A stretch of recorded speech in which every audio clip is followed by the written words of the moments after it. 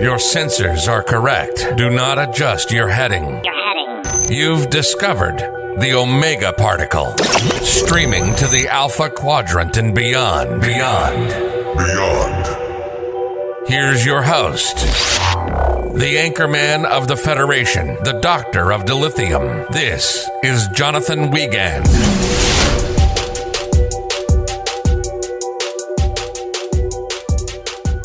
Welcome to the Omega Particle. I am your gracious and humble host, Jonathan Wiegand, with half my brain tied behind my back just to make it fair. Wow, I will have to say there is a lot to unbuckle. Unbuckle and unbox, just like a bad weekend of moving. This was probably, I will have to say before we get into the review, this was probably one of my favorite episodes of this season so far. Just keeps getting better week in and week out. I know there's, a small minority of people out there that really don't like Picard season 3, not very happy with it. And I understand you do that to get better like downloads and boost your clicks because, it's a controversial topic because people love it. I just feel like any TNG fan is adoring this season. Especially with what dropped, at the end of episode 6 today as we cover the bounty. It boggles the mind. Mind-boggling, not mind-boggling. Thanks, Luna. I just feel like Terry Melatis, I think he's our answer, like Dave Filoni is the answer to Star Wars. Possibly, I want him at the helm of the next movies and TV shows and whatever. I just think he has such a great care for the legacy characters and the themes of Star Trek, but he's able to weave it into overall plot progression and something that relatable to today. So I just am, really impressed so far with this season. And that doesn't make me a shill. No one's paying me to say that. I'm over the moon with it. And I think a lot of you are too, from what I've read and some of the comments and interactions with people on Twitter or Instagram. Again, on our social media, we love to hear from you guys. So please reach out and talk to us. It's always fun. I know before we get into the review, I saw an article and I thought I'd share it because it is very relevant to what we're talking about today. And that I think this is the end of the ride for a lot of the original, Next Generation cast. So LeVar Burton and Brent Spiner were, I think it was comicbook.com. Was that right, Luna? Is that the source? Comicbook.com? Okay. And they go into this saying Spiner says, I hope it lands well with the fans and, what happens in the future. And we're very just grateful to be here, and while LeVar Burton was very much more Zen-like, I think is the best way to say it. He's like, I don't want to get greedy. I thought this would never happen. I thought we would never be back, and we're here, and look at us now. The impossible has happened, so I'm just going to enjoy it for what it is. But, big but, and I like big buts, LeVar Burton said nobody wants to be Tom Brady. So, mark it, Trek fans, that today is the day that we see Trek actors absolutely dissing quote-unquote retired NFL superstars. So what an age to be alive. I never thought I would see it, that we would have Commodore LaForge roasting Tom Brady. Either way, I agree wholeheartedly with what Burton said. Let's just enjoy season 3 for what it is. And if there's more, that's great. And if not, that's fine. But let's enjoy for what we have, Anyway, Luna, it's enough of the ramblings and random accounts that this may be the end for the TNG crew. But in honor of putting the band back together, as per se, and that's what I felt like this episode was all about, here's some sweet, sweet Blues Brothers. All right, Luna, let's roll.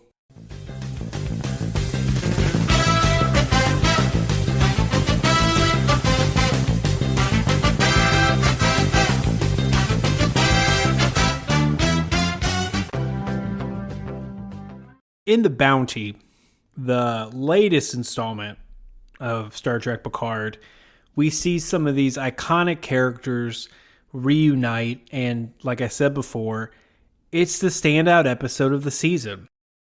Now, what we do on the review here is, and those of you new to the podcast, welcome. We have Luna, my intern here, helping with research and kind of name fact-checking me as I go along.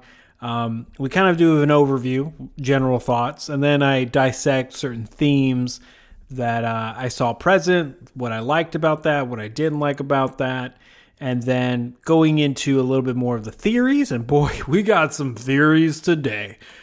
Put on your tinfoil hats because we're going deep diving into what we saw at the Daystrom Institute.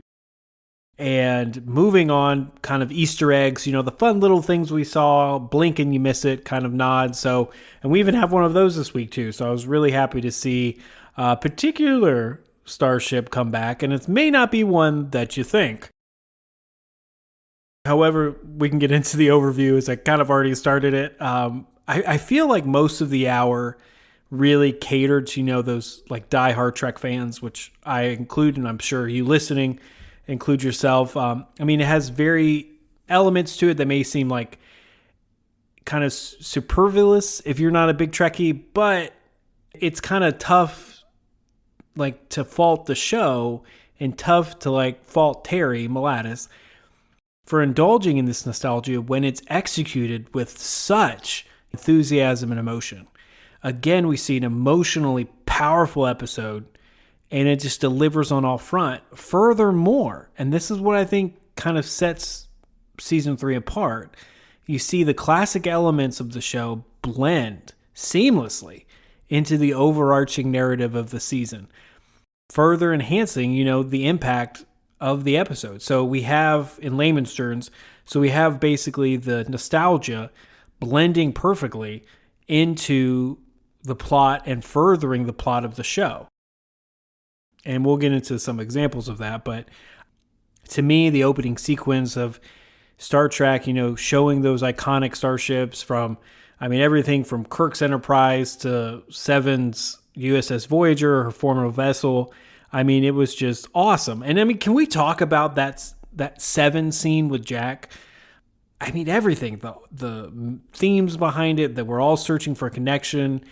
And she was like, that was my home. That was all right in the feels. And it's kind of sad because it just seems to me she's giving the vibe, they didn't remain super close or even in relative contact after Voyager returned. And that's okay. But Voyager was it was going to be a generational ship. It was going to take 70, 80 years to get home from the Delta Quadrant. And that they were the family. They were it, So all the feels in that scene.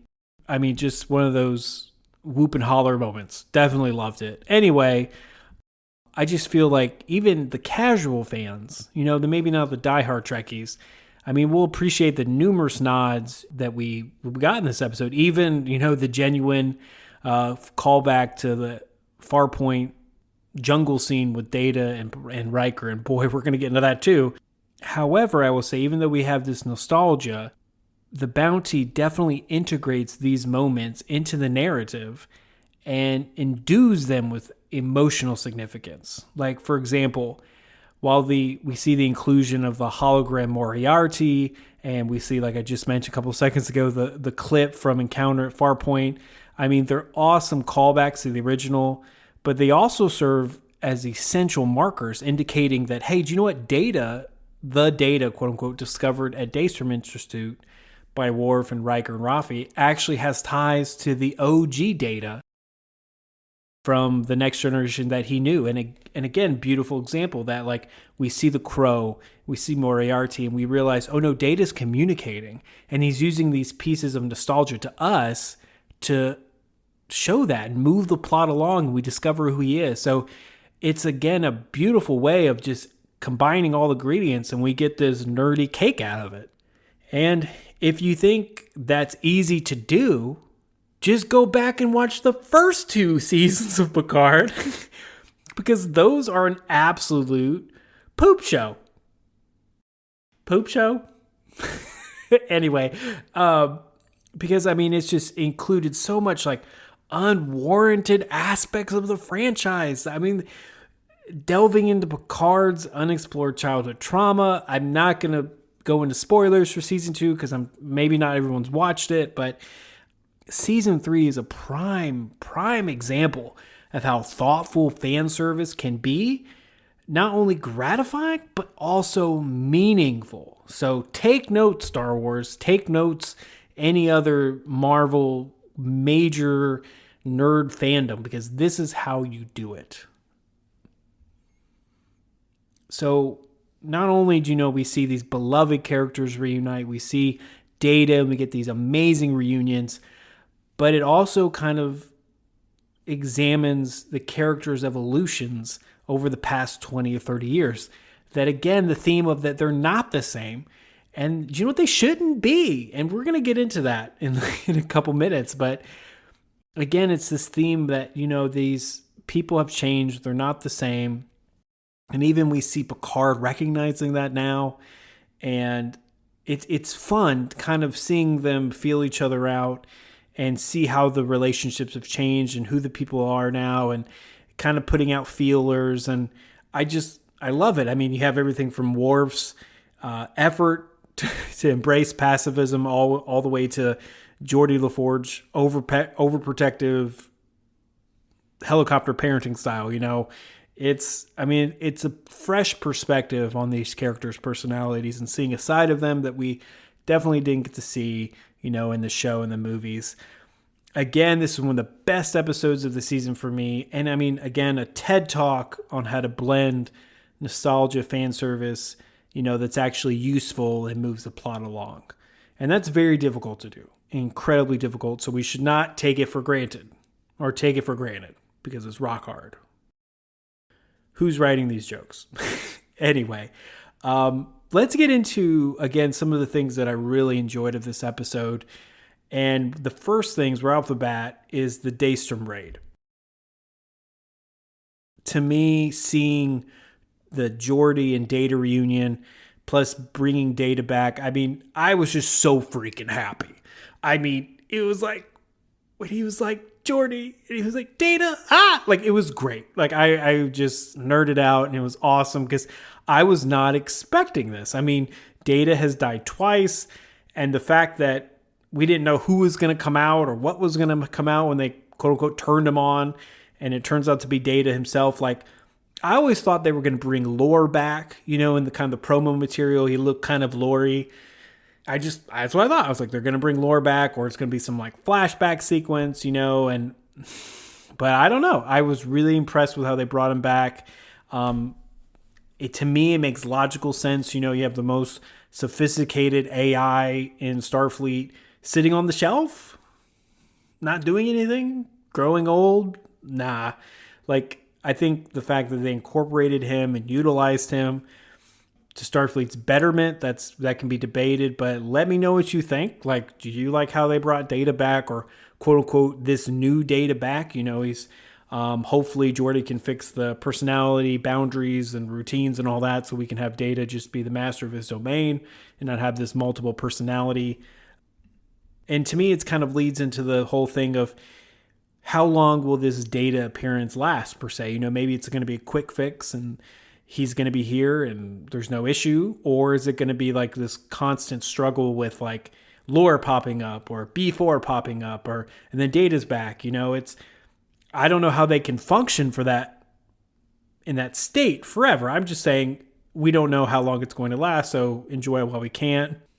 And again, blending in the nostalgia with the purpose driven of the plot, we see that. So we see Data is the one that tells us, hey, this is what the changelings stole. They stole John Luke's physical remains. We're left with it.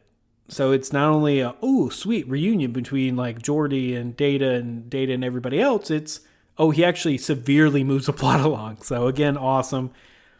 And I don't know if you have, but if you want to, if you go back and listen to our first episode, we pointed out an Easter egg that might have totally called this. So in the closing credits of Picard, it's still there in episode 6.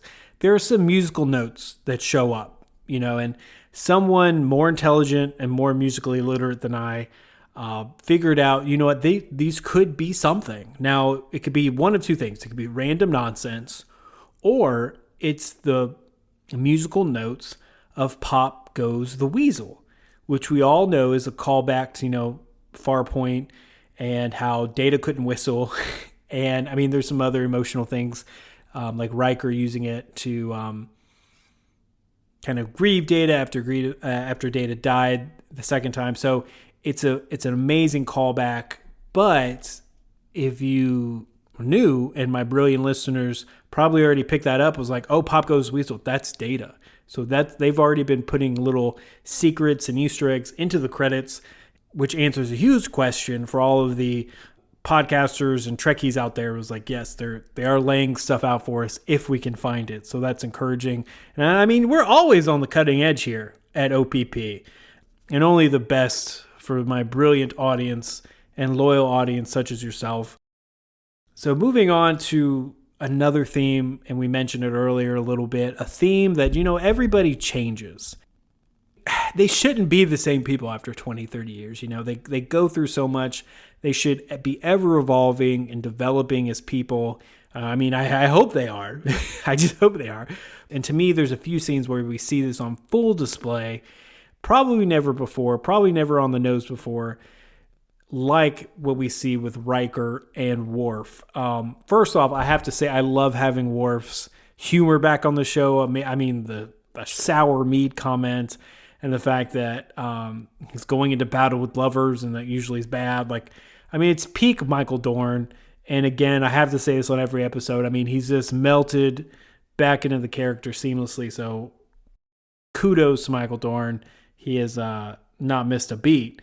And even as we see before and even during the Daystum raid, Riker's pretty much like goading Worf into like comeback, a little back and forth. And Riker even says to him, it's like, what changed about you? We used to kind of have this like little repertoire. Like we used to go back and forth. Why don't you do it anymore? And it's super on the nose, but I think it's a good standout thing to be like, and a fun line to be like, okay, if you didn't know, Worf has changed. And even the whole like Worf's pacifism comment, the major battles, the one within, is amazing because Riker immediately is like, oh, okay, we're all going to die. It's that great back and forth a little bit that we kind of had on TNG, which was fun to see.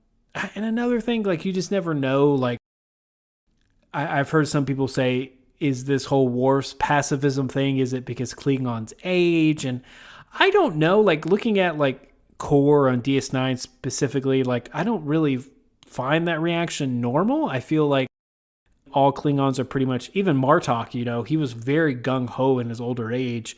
So I don't see like Klingons eventually settle down and losing that fire, which is probably Riker was so confused because, as you guys remember, he's the most seasoned TNG crew with like, Klingon culture and customs. So maybe he genuinely wasn't expecting this kind of reaction to this pacifism Worf, whatever. Also, another thing we definitely saw is this whole persona of Geordi has now changed, and it's completely different than when we left him. Like, for example, he's a father of two. He's kind of a helicopter parent. Maybe not, but that's the vibe I got. And for you, those of you who don't know, and real Linda out there, that's just like a parent who hovers like a helicopter over all of their children's life, activity, etc.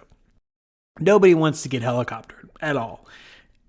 However, the largest change for me that I've seen him is the confidence. Even telling a Picard no, and you need to get out of here. Geordi has grown into, some confident, sure of himself person. And it's very different from, the holodeck romancer we sometimes saw on TNG who couldn't land a date. So he's definitely evolved some. And speaking of evolving some, we see a beautiful theme of fatherhood again in this show. And let's stick with the LaForges here. I think it's just probably the most on the nose fatherhood episode we've seen probably since episode 2, with the introduction of LaForge and his two daughters. There's a couple lines that Geordi delivers about how, he would risk his life in an instant for Picard, but he wouldn't want any of his kids to do that. That he grew up putting his life in danger. but then now that he has children, he wouldn't want any of his kids to have that attitude. And that he also mentions how he loves his children more than his own life. And I mean, I couldn't agree with that more as a father. Like, it definitely changes you. And I mean, any type of parental relationship does. And there's a balance, of hovering and support. And you want your kids to succeed, but you also need them to fail. So it's kind of this dance that we do. And the Forge, you can definitely tell, is dancing that line with his girls. And it's really nice to see, to me, just another example of fatherhood, a good example of fatherhood in media. Because, sometimes we don't get too much of that. So I was really happy to see that, to be honest. But I will say I love kind of the peek inside that we see between Sydney and Geordi. And I mean, Sydney calling her dad out when pressed, that Geordi's like, these aren't your family. And then she's like, these people are my family. And you taught me that. Sydney here is using her father's personal history, the life lessons like he's taught. And I mean, it's the classic trope that Geordi is trying to pass off of, is like, do as I say, not as I do, which is the worst piece of parental advice out there.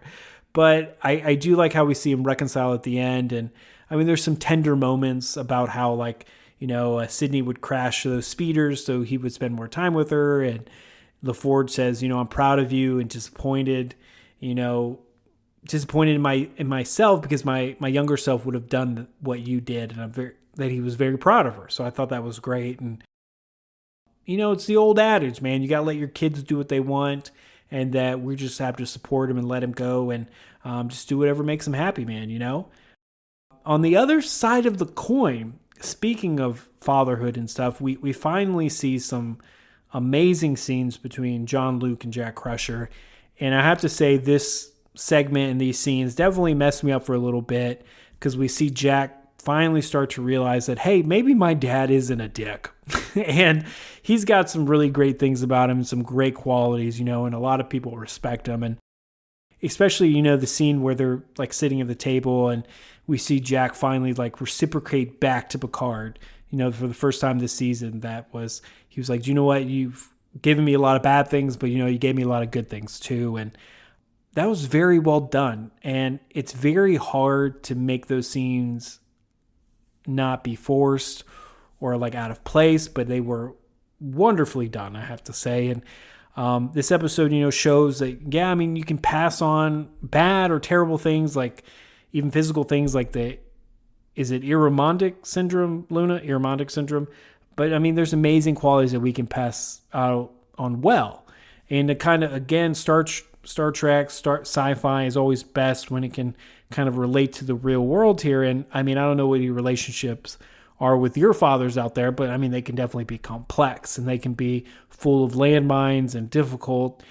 I mean, a lot of times there can be mistakes on both sides, but to me, what I've learned is we just have to have the humility and the humbleness, to admit our own. And I feel like when there's honesty and true admittance of, those prior hurts and pains, just like we saw between Jack and Picard, you can finally travel down that path to resolution and reconciliation. All I'm saying is that even if you don't agree with, the pain or the mistakes that the other party is saying, it's still important to validate, recognize those other person's feelings. Or you can have a narcissistic parent like me, and it's never going to happen. That's completely impossible. Is that too real, Luna? That may be too real. Too real. Anyway. It's okay. It's all big one. We're all one big family at OPP. We share stuff. Yeah, it's okay. But speaking of generations and fatherhood, do you see that transition, Luna? That's the best transition in podcast history. Can't make it up. So this theory, kind of moving into the theory and Easter eggs, I'm a little excited for this theory. And if you weren't watching closely, you might have missed it. So, already in the show, we've seen a lot of these great legacy characters come back. We got Geordi LaForge, we have Worf, we have Riker and Troy coming back. But the most recent episode definitely hints at a potential connection to the movie Generations, Star Trek Generations, indicating, do you know what? The show might be digging up some lack of a better word, digging up some plot developments with the one and only James Tiberius Kirk. So just a refresher on Generations. It's been a while since I've seen it, and maybe for you out there it has been. So Captain Kirk and Picard, teamed up, but Kirk sustained a fatal injury and ultimately perished, and they had a burial on Veridian 3, and that was it. His body just was on Veridian 3, and that was left, and it's kind of been up to mystery since then. However, really quick, as they're going through the Dacimer Institute, we see that Kirk's remains were held in a vault at the station. And then even adding more intrigue to this, we see a Genesis device. The whole "we brought Spock back from the dead" device is pretty right next to it. So the possibilities that, the episode, The Bounty, introduced here is that we might get Kirk. We might get William Shatner coming back. And that's a crazy idea to think about. And I don't know if my little nerd brain can take it. I mean, to me, I've heard people say this.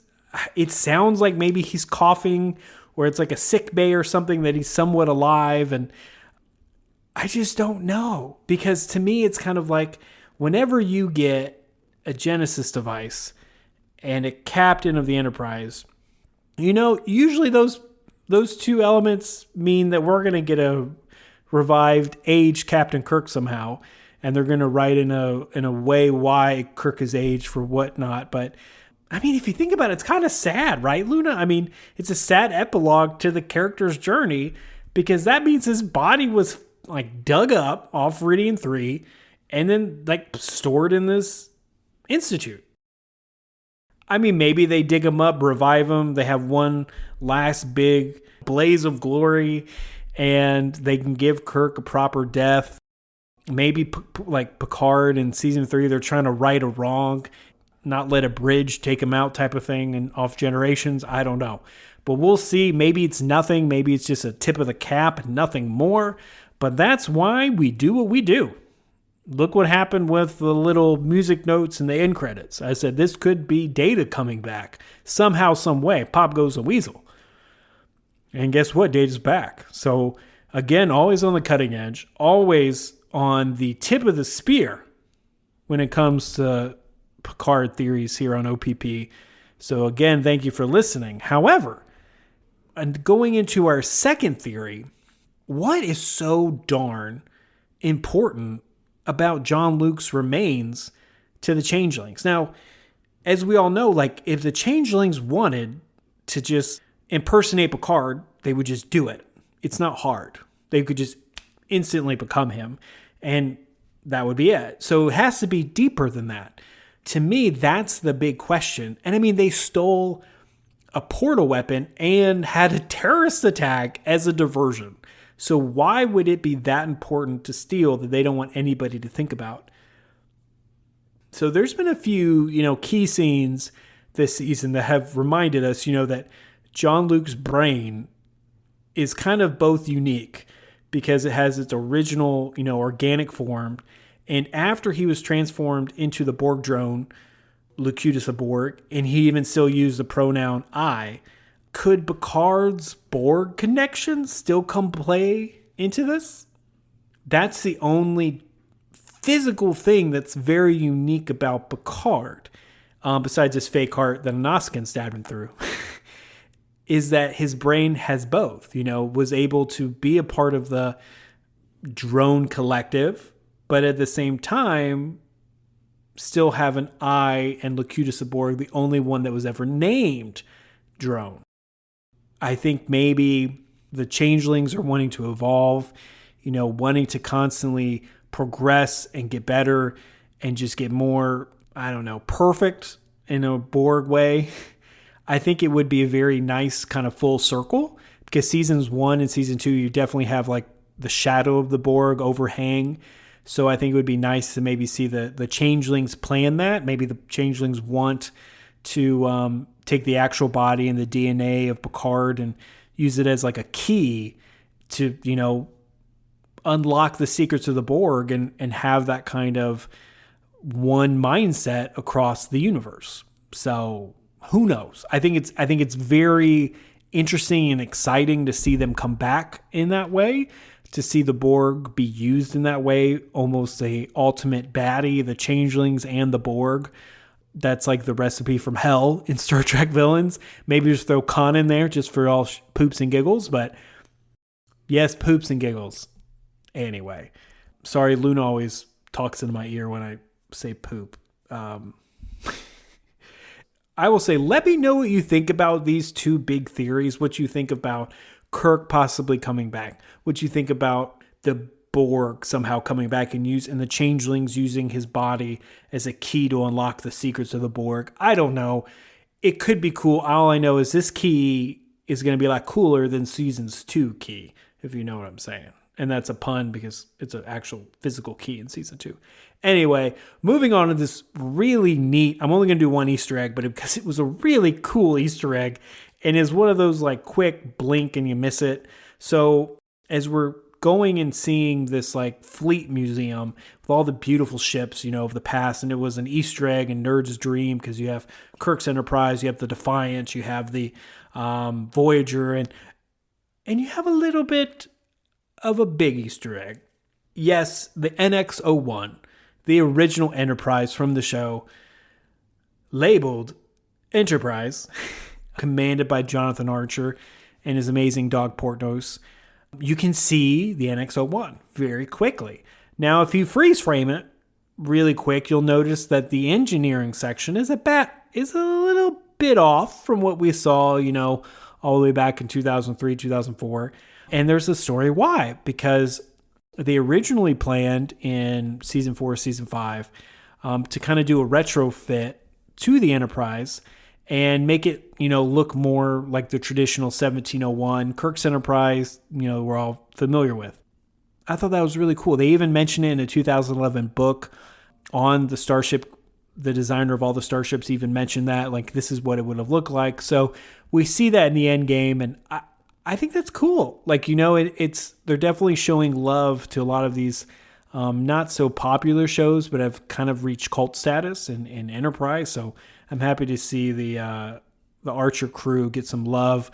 But that has been this week's review on Picard, episode The Bounty. And my goodness, amazing. Hats off. I have to give it, 9 out of 10 just to be good. Yeah, Luna. Not 10 out of 10. That's crazy. That'd be like we're getting paid to do this. But definitely 9 out of 10. All right, Luna, bring us home.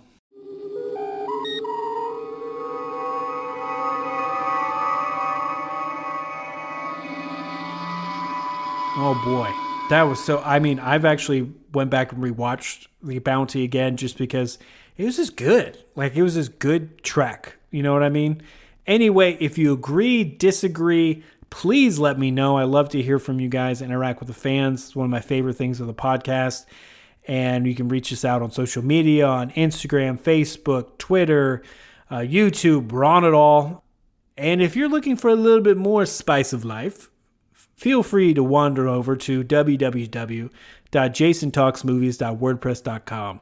That website again is www.jasontalksmovies.wordpress.com, and the link is in the episode description. And he just did an awesome review on The Mandalorian, so please check that out. I just am very impressed so far with The Mandalorian. It's a little bit directionless, but Jason always has the great humor and wit to match. So please check out his stuff. And remember, kings and queens, keep those crowns on straight because your mental health is important and we all need to make sure that is at the foremost. I don't know why I'm talking like that. Anyway, thank you so much for listening, guys. Always remember, second star to the right, straight on till morning.